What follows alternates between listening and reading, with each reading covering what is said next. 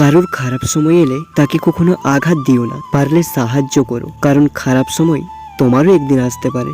শরীরের অঙ্গ কেটে ভালোবাসা প্রকাশ করা বোকামি। যার কাছে চোখের জলের কোনো মূল্য নেই সে রক্তের দাম দেবে কিভাবে? নতুনের ভিড়ে পুরানোকে ভুলে গেলে হবে? তাহলে তুমিও যেদিন পুরানো হবে একা হয়ে যাবে। জীবনে এমন একজন মানুষ খুব প্রয়োজন যে শুধু সুখেই নয় দুঃখেও তোমার পাশে থাকবে। অচেনা মানুষকে মন আর বাচ্চাদের ফোন কখনো দেবেন না, তাহলে গেম খেলতে শুরু করে দেবে। ধৈর্য রাখুন, সময় কখনো প্রতারণা করে না। স্রোতের বিপরীতে দাঁড়িয়ে থাকতে পারাটাই সব থেকে বড় চ্যালেঞ্জ, যেটা সবাই পারে না।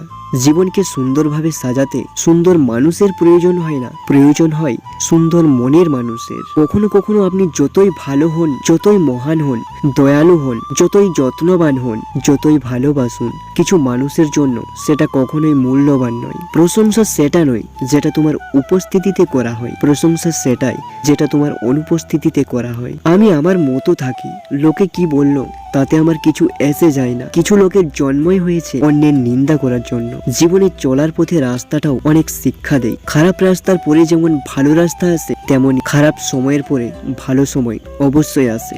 নিজেকে কখনো সহজলভ্য মনে করো না, নিজের মূল্য বুঝতে শেখো। তুমি যে অমূল্য সেটা বুঝিয়ে দাও, কমপক্ষে এইটুকু বুঝিয়ে দাও, চাইলেই তোমাকে পাওয়া সহজ নয়। মাঝে মাঝে কিছু মানুষকে থাপ্পড় মেরে রাস্তায় ফেলে দিতে ইচ্ছা করে, কিন্তু এটা করা যাবে না, কারণ রাস্তায় ময়লা ফেলা নিষেধ।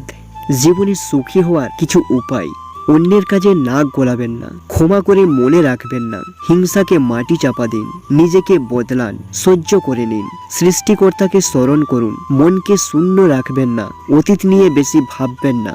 যার জন্য তুমি এত কিছু করছো, এত কিছু সহ্য করছো, একদিন সেই বলবে আমি কি তোমাকে বলেছিলাম আমার জন্য এসব করতে?